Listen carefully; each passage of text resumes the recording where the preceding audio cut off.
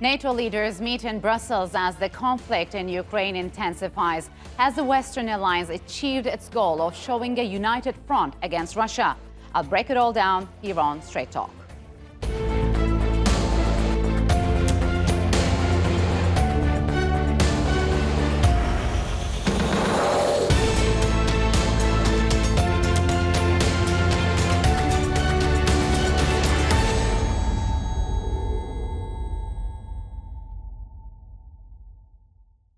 Hello and welcome to Straight Talk. I'm Ayşe Süberker. In a strong message directed at Russia, NATO is set to deploy tens of thousands of additional troops to Eastern Europe. The conflict in Ukraine, now entering its second month, dominated Thursday's NATO summit in Brussels. On top of the troop buildup, NATO leaders also announced additional aid to Ukraine, more sanctions against Moscow, and a plan to wean Europe of its dependence on Russian energy. But the Western alliance added another warning that the use of chemical weapons by Russia would have severe consequences. Hadia Al-Alawi had this report. An emergency summit of NATO leaders as conflict rages in Ukraine.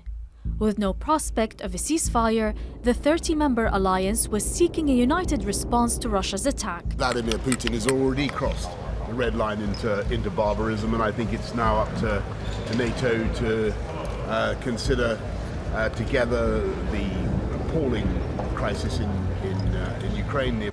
The alliance will deploy an additional 40,000 forces to Eastern Europe, with 4 new battlegrounds in Bulgaria, Hungary, Romania and Slovakia. But NATO reiterated that they will not send any forces to Ukraine or impose a no-fly zone. We are determined to do all we can to support Ukraine.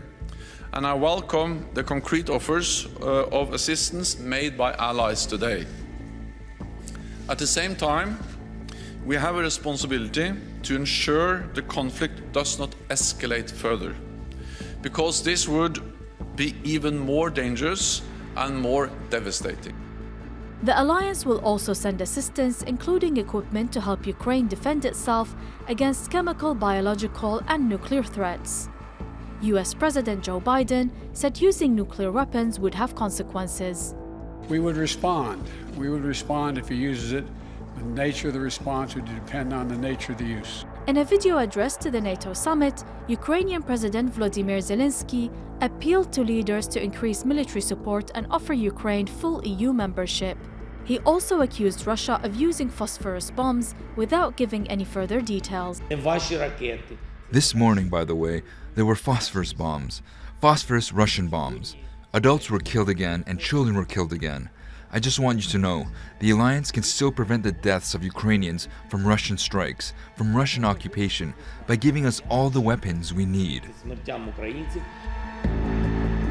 The US and the UK also imposed new sanctions on Russian companies and individuals, while the EU is finalizing a deal which would see the US supply more liquefied natural gas supplies to replace Russian imports.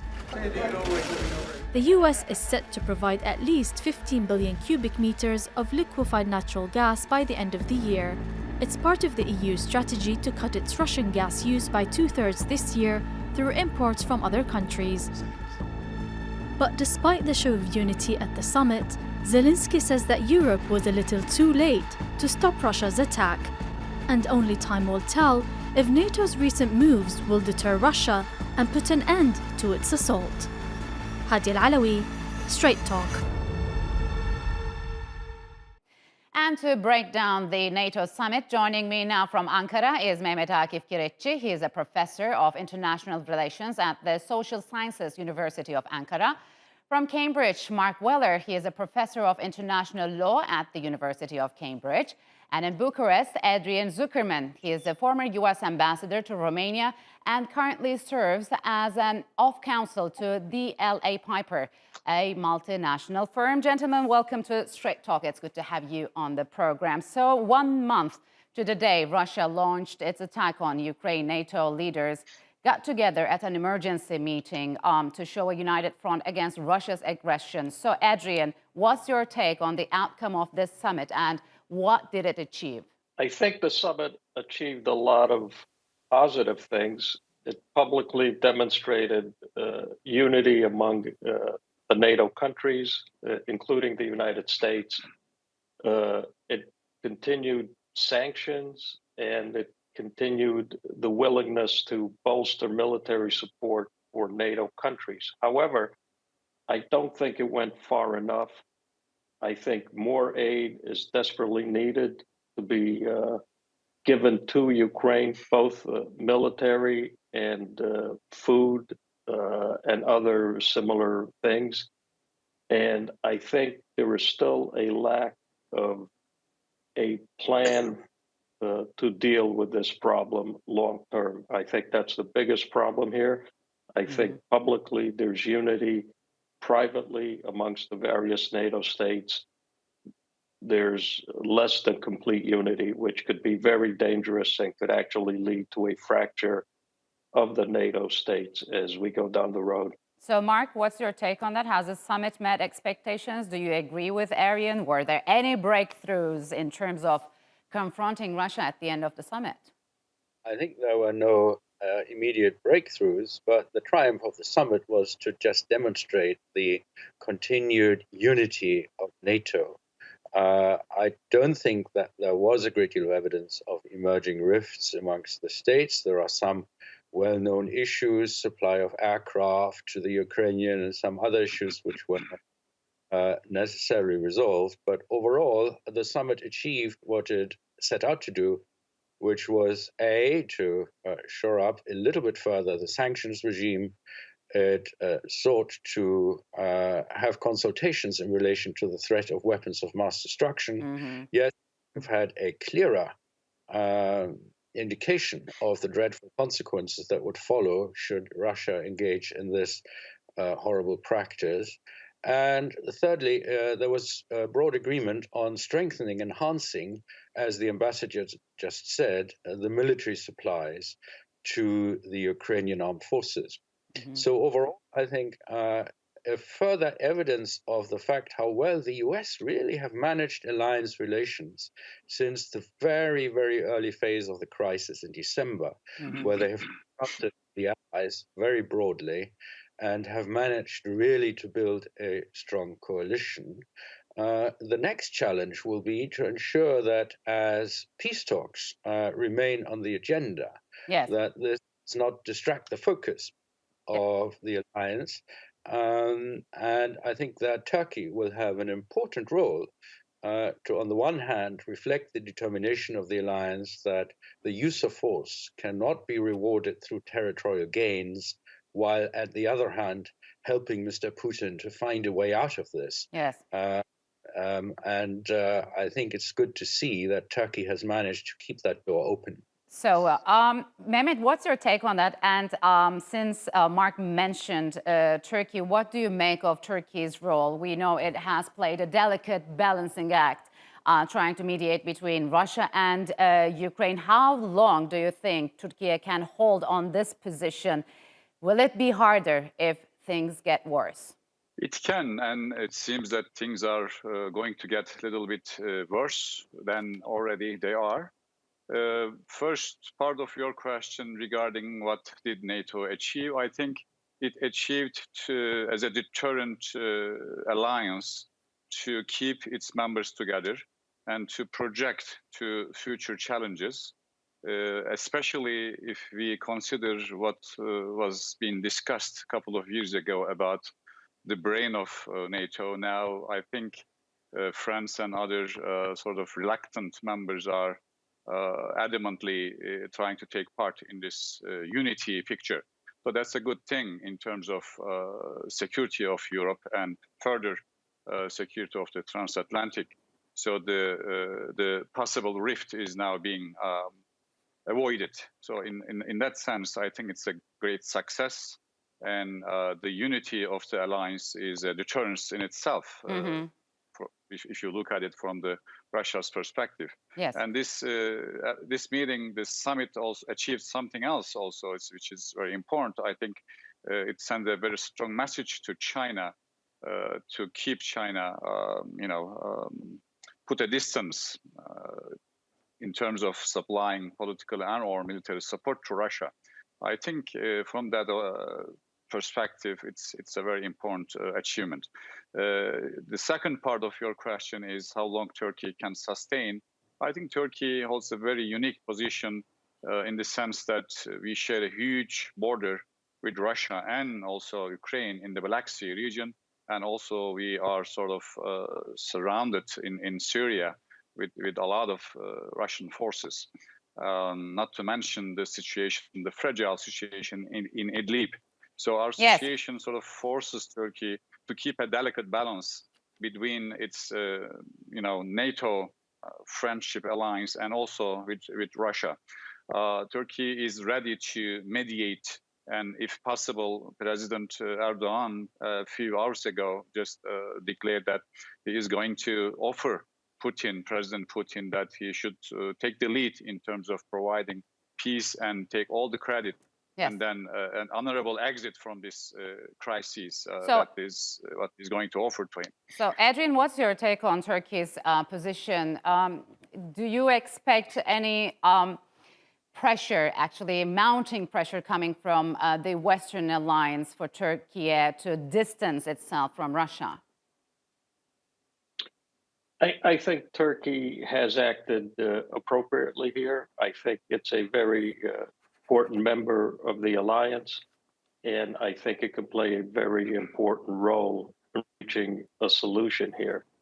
The problem here is that all of the NATO states have to step up and come to a meeting of the minds with regard to a plan. There is still no plan. Supplying arms and keeping Ukraine alive, so to speak, is not a plan. So, Marc, NATO has activated a special defense task force to deal with the fallout if Russia launches a chemical, biological, or nuclear attack. How important is this decision, and what would this task force do? I mean, would it be charged with retaliating Russia? I think there's a deliberate policy of ambiguity. You remember the red line drawn by a previous US administration about nuclear weapon use in Syria. A red line was crossed and there was no response. So this time, I think the alliance is making undefined threats. It is trying to persuade the Russian government that escalation is not the right route and will hurt and harm it. And over time, the sides will only come to some sort of an agreement. And in the end, there will have to be some sort of an agreement if, for both of them, continuing the fight is a worse option than settling on a peace plan. And that will, as the ambassador suggested, be a challenge for NATO to coalesce around the conditions that it would find acceptable for such an outcome. Of course, everybody says in the first place, it's the Ukrainians that have to make the judgment how much they can suffer in the longer term if the conflict continues. But in the end, everything, even a military campaign, results in some sort of political outcome, and can be our only hope that the outcome will be shaped through Western determination, through the really impressive posture taken by NATO, including even the somewhat risky policy of supplying the Ukrainians with such important weaponry, that all of this will help persuade the Russian side that actually a settlement is preferable from becoming bogged down in what in the end will be an unwinnable situation where they will be able to control 40 million Ukrainians, even if they manage to overwhelm in the end their military forces. So the earlier we come to that realization, the better. And that's what we have to work for. So, Mehmet, do you believe or do you think President Putin would ever use such weapons? Well, I personally hope not. But the constant threat of escalations that Russian side more than several times referred to the point that if they are pushed to the edge, they would be willing to use nuclear option. I think that's a big threat to the security of Europe, not only to Europe, but it's a global security concern. And I think on that ground, NATO felt the necessity to simply react to such threats, that if something like that occurs, God forbid, NATO is being prepared. I think the summit, yesterday's summit, is also elaborated on that idea also. I think it's a big threat. But when you consider the economic sanctions, I think Putin is already paying a heavy price. That's unity of the Western world, I think, can be clearly seen there. And I think Russia and Putin is already paying a high price. So how much damage Russia can sustain and for how long, I think that is going to determine the outcome of political readiness for Putin to sit down and finally come to the table for a political solution. Yes, and after Thursday's meeting, NATO Secretary General Jens Stoltenberg gave a direct warning, as we've just earlier mentioned, to Russia's most important ally, China. Let's have a listen, and then we'll continue to talk. Allied leaders called on China to refrain from supporting Russia's war effort. China must not provide economic or military support for the Russian invasion. Instead, Beijing should use its significant influence on Russia and promote an immediate peaceful resolution. So, Adrian, if China does decide to send military aid to Russia, what impact it will have, and how will NATO respond? That's a very good question. It's going to clearly exacerbate the global threat and disruption level. I would certainly hope that the United States and its NATO allies will respond accordingly with sanctions. You have to keep in mind that China and the Russians had some sort of agreement prior to the beginning of all this. China has its own expansionist intentions in the South China Sea and with regard to Taiwan. What China's goals are, they've been expressed. They don't believe Taiwan is an independent country. They want to take Taiwan back. They've militarized a number of islands that they built in the South China Sea. I think the response to such a move and the response to what the Russians are doing currently is crucially important because it sends a message to people that the United States and its NATO allies are resolute. Absent such a message, it's unclear what will happen. Yes, but we've seen lots of global pressure mounting on China over its support for Russia. But one of Russia's biggest customers of weapons and oil is India. But up until now, we haven't heard the same pressure being placed on New Delhi, Mark, to condemn Russia's attack.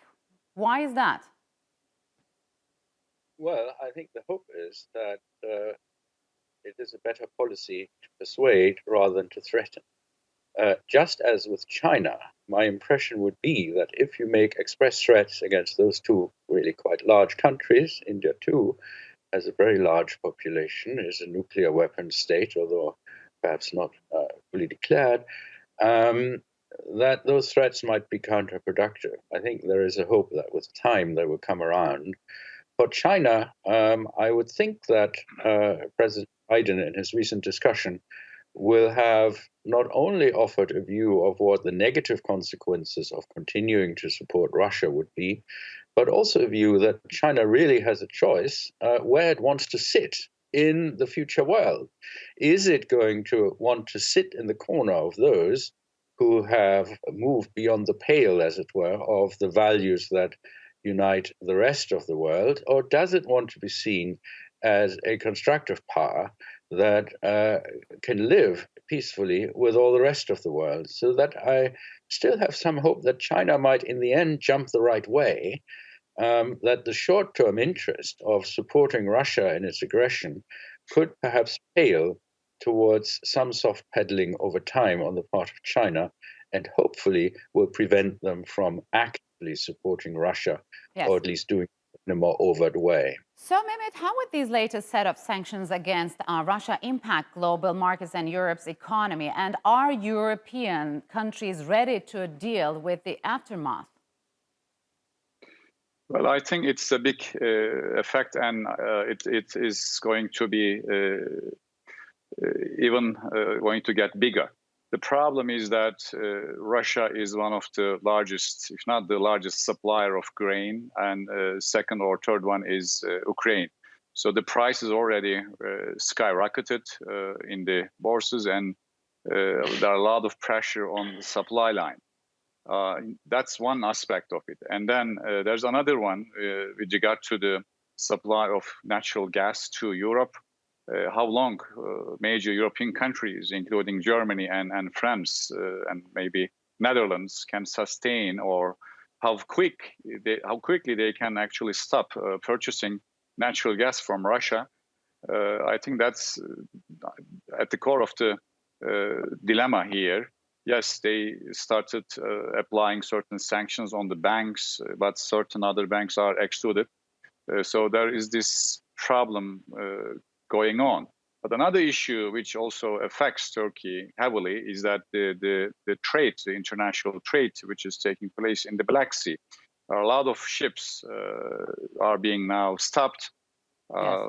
If you remember, there are about 13 places that Ukraine also, exports and imports. It's heavily depend on those ports in the Black Sea. So all of those are sort of surrounded. Yes. And the escalation of the conflict into larger Black Sea, I am sure, is going to affect the supply of several commodities. And yes. Prices are already going up. Right after the COVID-19, we were expecting that there will be a sort of peace in terms of revitalization of the yes. supply chain. All around the world now, another major and deeper disruption. So it seems, Adrian, we're facing a prolonged war. What should be the roadmap moving forward? Should, for example, Zelensky make some concessions and help provide Putin with an off-ramp? What should be the strategy here to end these hostilities and lost human lives? I think, again, you asked a very excellent question and a complicated question. I've never believed in appeasement. I think we saw with Hitler previously and other despots and dictators that appeasement never worked. The concern here is if there is a resolution that appeases Putin, Putin remains in power, what will happen a year from now, 2 years from now, 5 years from now? Will he come back and take the rest of Ukraine?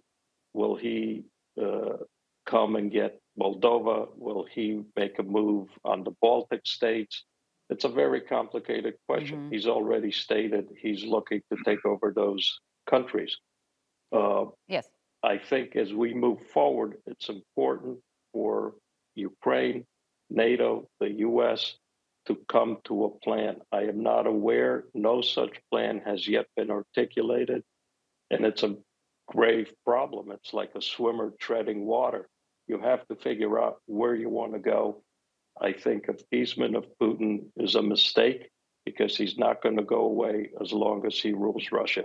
It's going to be worse than it is now. So, Marc, whatever happens in Ukraine, are we likely to see a more weakened and isolated Russia? And how damage has this conflict done to its international standing already? Its international standing is in tatters. There is another resolution was adopted yesterday in the General Assembly by a majority of 140 states, and many of the others who abstained were also highly critical of the Russian Federation. As we just heard from the ambassador, appeasement is not possible, would be wrong. But on the other hand, it's perhaps also a mistake to say that the only outcome of the conflict one could accept is the removal of President Putin, to put that aim on the back of the Ukrainians, who would have to fight until that is achieved, sounds somewhat harsh to me. I do think at some stage there will have to be a realization by the parties, in particular President Putin, that there is a possibility of a settlement that is kind of face-saving, but that does not give up any of the essential elements that the West and Ukraine must remain committed to. Yes. And that includes that one cannot acquire territory through the use of force. Mm-hmm. We'll see if these NATO allies could manage to look past their differences in the meantime. Gentlemen, unfortunately, we'll have to leave it here. Thank you very much for joining me on Straight Talk. And that's all for this edition of Straight Talk with me, Ayşe Süberkaş. Next time, I'll look at how the conflict in Ukraine is changing the power balance in the Middle East. Until then, if you've got any comments, follow us and tweet us at Straight Talk TRT. Also, don't forget to subscribe to our YouTube channel. Until next time, take care and goodbye.